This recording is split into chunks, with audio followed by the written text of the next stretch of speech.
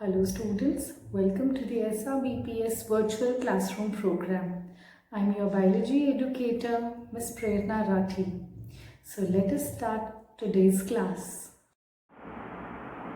So students, now let us start the second part of anatomy of flowering plants, where we shall be discussing about different tissue systems and the basic structure of tissues inside the root, stem and leaves.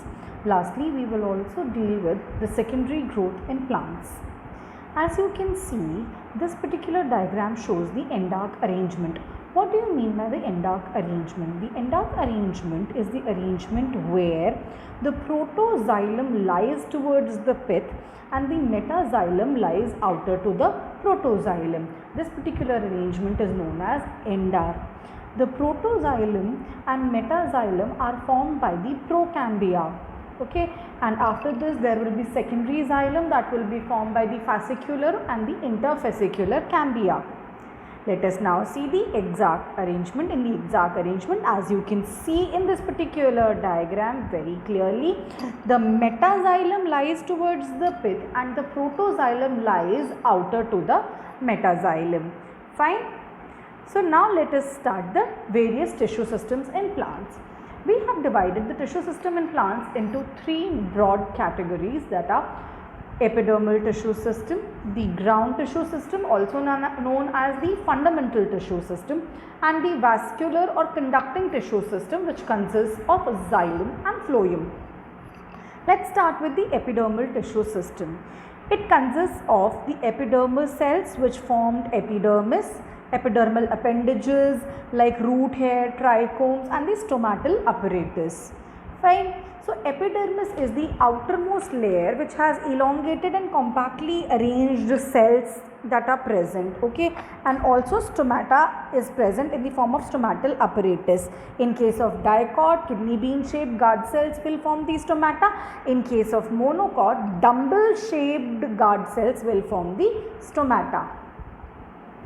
Outside the epidermis, there is a covering of thick layer of cuticle present. This cuticle is actually a waxy coating which allows only limited amount of water. So it's basically a waterproofing. Okay, and cuticle layer is not present in the roots, as root hair are present, and the root epidermis has to absorb water from the soil.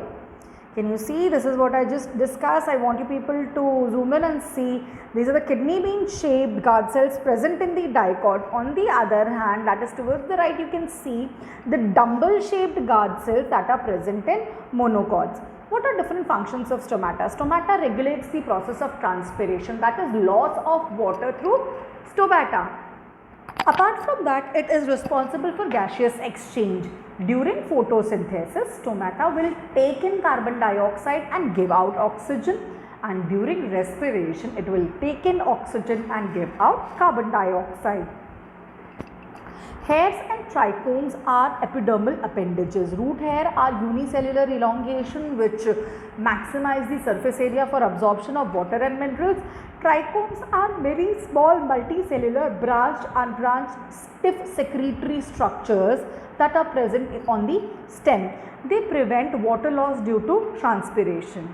Let us now discuss the ground tissue system. What is the ground tissue system? It is the fundamental system. It is basically all the tissues in plant body except epidermis and vascular bundle. जो भी सब रह जाता है, जो filler tissues होते हैं, जो सारी खाली spaces को भरता है, that is called the ground tissue system. It mainly consists of parenchyma, collenchyma, sclerenchyma. Fine, mesophyll is an example.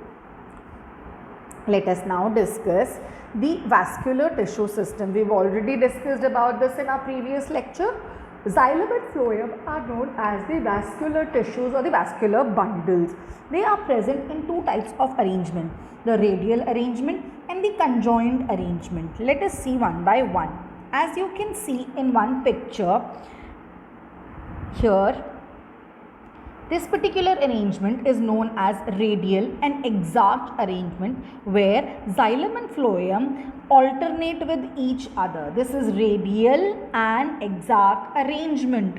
On the other hand, if you can see this one, this is the conjoined arrangement, and it is open. As you can see the presence of cambium, if there is cambium present, then it is known as open arrangement. Why? Because it is susceptible to secondary growth. Understood? So once again, listen very carefully. When xylem and phloem are present along the same radius, they are known as conjoined. If they are present along the same radius, they are known as conjoined. If they are present along different radii, as this one, see, this one is separate, this one is separate, this one is separate, it is known as radial. Understood, everyone? Okay. Now here is the anatomy of the dicot stem. Let us see it carefully. I am going to maximize it for you so that you can understand the diagram clearly. Here it is. As you can see, the outermost tissue has epidermal hair, then the epidermis, which is the outermost layer, which has the presence of cuticle, trichomes and stomata. Then there is hypodermis, which consists of a few layers of collenchyma just below the epidermis. Then there is cortex, which is rich in parenchyma. The endodermis is single layered and the cells are rich in starch grains. So endodermis will form the starch sheath. Then there is the innermost pericycle layer is there, which occurs inner to the endodermis above the phloem of the vascular bundles in the form of semilunar patches. छोटे छोटे patches होते हैं. Also they are called bundle caps. इनको हम bundle caps भी ले लेते हैं. और जो pericycle के जो ये semilunar patches होते हैं, they are made up of sclerenchyma. Then there are obviously vascular bundles. कैसे रहेंगे? Vascular bundle is conjoined and open. Open का मतलब है intravascular and fascicular cambium is present. That means there is going to be secondary growth. Secondary xylem, secondary phloem will be formed. Xylem in this case is endark and vascular bundles are conjoined. Fine. And in the center, as you can see, there is pith. What do you mean by pith? It is the central parenchymatous tissue that is present in the very center. It is known as pith, as you can see in both these diagrams, here and here. Fine. These are two different sections. So they show the presence of pith. Let us take it further. This we've already discussed. Now let us discuss the monocot stem. Okay, I'm going to maximize the just zoom in into the diagram. Epidermis in this case is single layered and trichomes are present. There is no cuticle in case of monocots. Then there is, as you can see, hypodermis, which has almost 2 to 3 layers of sclerenchyma. Then a lot of ground tissue is there. Can you see this green in color? This is a lot of parenchymatous tissue, which has cortex and pith, everything. Then there are vascular bundles which are scattered in size. Can you see all these dots are there everywhere? So vascular bundles kaise hain? Scattered vascular bundles hain, and they are of variable size. Fine. The vascular bundles are conjoined, that means the same radius, and they are closed. There is no secondary growth. Xylem is endark, that means metaxylem in the center, protoxylem outside. Clear? Let us now discuss the next. We have discussed this.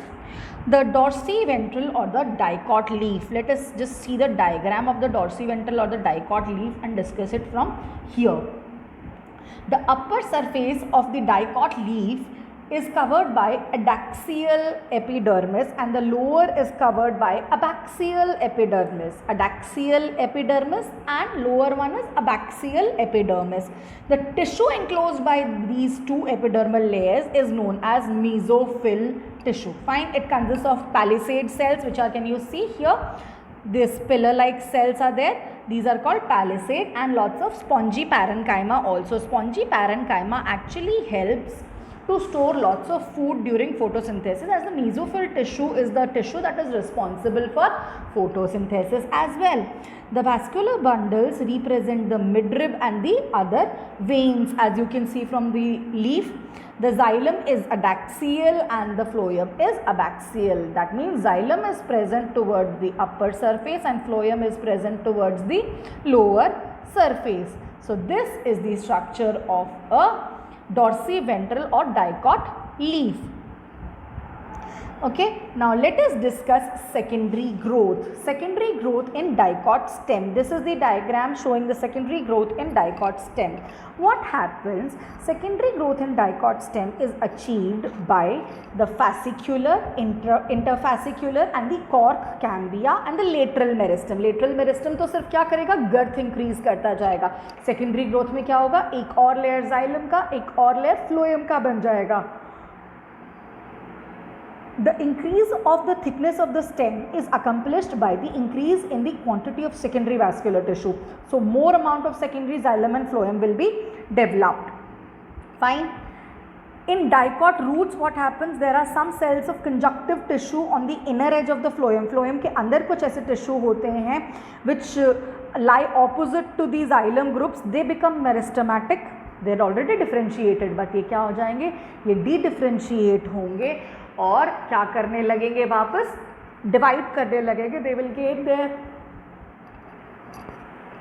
meristematic activity and they will start dividing. These strips of the meristematic cells join together to form the cambial ring. As you can see, the cambial ring is formed. Secondary protective tissue is also formed that replace the epidermis and the events are similar to how it happened in dicot stem. जैसे dicot stem में हुआ था fascicular, interfascicular cork cambia से, ऐसे ही यहाँ पर भी secondary growth हो जाती है.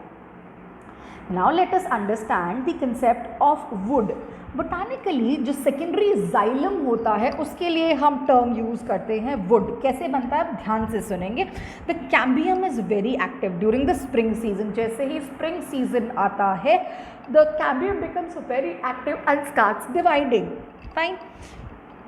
and leads to the formation of the spring wood or the early wood. ये क्या बनाएगा? spring wood और the early wood. winter में वो less active होता है, वो autumn wood या late wood बना देगा. spring wood and autumn wood alternate as concentric rings. देखो एक spring में बन गया autumn spring wood, फिर autumn आया autumn wood की एक circle बन गई. तो ऐसे बार बार एक एक क्या ऐड होती जाएगी? ring ऐड होती जाएंगी. ठीक है. so these are known as the annual rings. as you can see here also, the heartwood and the sapwood is shown in this particular diagram. Here it is, children, clearly the late wood and early wood. One ring of late wood, then one of early wood. One late wood, one early wood. Late wood means autumn wood and early wood means spring wood. Fine. Here also it is same. Now let me also explain to you the formation of bark. How this bark is formed. Bark refers to all the tissues which are outside the vascular cambium. Here is the vascular cambium. इसके बाहर जितना भी tissue होगा, that tissue is known as bark. Exterior to the vascular cambium or the cambial ring. क्या क्या आता है bark में? Bark में आता है phellem, phellogen, phelloderm and secondary phloem. The bark which is formed in early growing period is known as the early bark or the soft bark, and which is formed in autumn is known as hard bark or the late bark. Then there is one more structure that we need to discuss in this chapter. Those are lenticels. Lenticels are small lens-shaped openings that are present over the bark. Here on this layer, on the phellem, lens-shaped openings are present which are responsible for exchange of gases between the atmosphere and the internal tissues of the stem, as the stem does not show the presence of stomata. So I hope all of you have understood what I have taught in this class. I hope you understood today's lecture and are making full use of our YouTube channel. So until next time, goodbye, take care.